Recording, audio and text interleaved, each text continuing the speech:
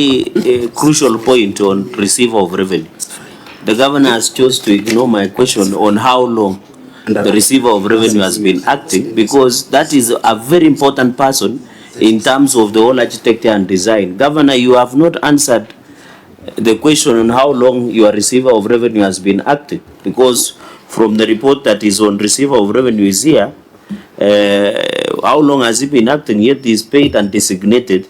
And then, Chair, in addition to sales, I also believe issues of parking should be easy, because you remember Turkana even were using POS in terms of parking fees within Kitale, within Lodwar town. So the question should be, even in street parking fees, the drop of 14 million is very high, because the street parking is marked and it is easy to know which street parking is. So the governor, as he answers how long the ROR has been acting on the issue of parking, and also says almost go in similar way, because these street parking are marked and it can be easily traced.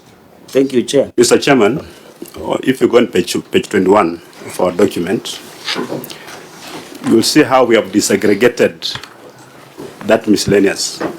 Page 21 of which document? Because you had responded to the receiver of revenue document. Your response was on page 92. So we go back to page 21. 21.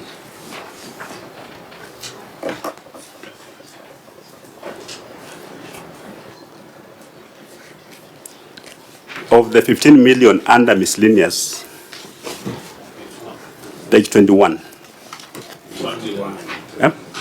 51 million, not 15, right? Of the 51 million, yes. Total 51 million, 51, says accounts for 18 million. So this 18 million should have been captured under says.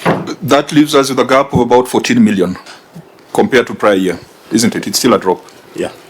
And I want to emphasize this. You don't need to be defensive on this unless you are an accomplice.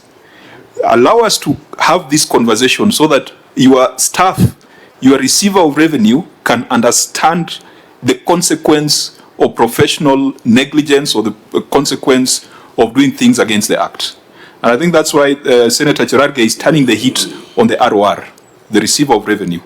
They have a responsibility under the PFM. And I think that if we just do a slap on the wrist on this thing and say that things have improved in subsequent years, there appears to be 20 million that has been stolen from the people of Trans Nzoia. Let's have this conversation so that we know where EACC should go. Whether they should go after the system vendors, whether they should go after the ROR, or whether they should go after the CEO. I think, Governor, you have agreed there is a problem. You have agreed there's a possibility of loss of funds if you look at these movements. Perhaps in the subsequent year we'll see an improvement. But that does not excuse this financial year. Senator Ombwa.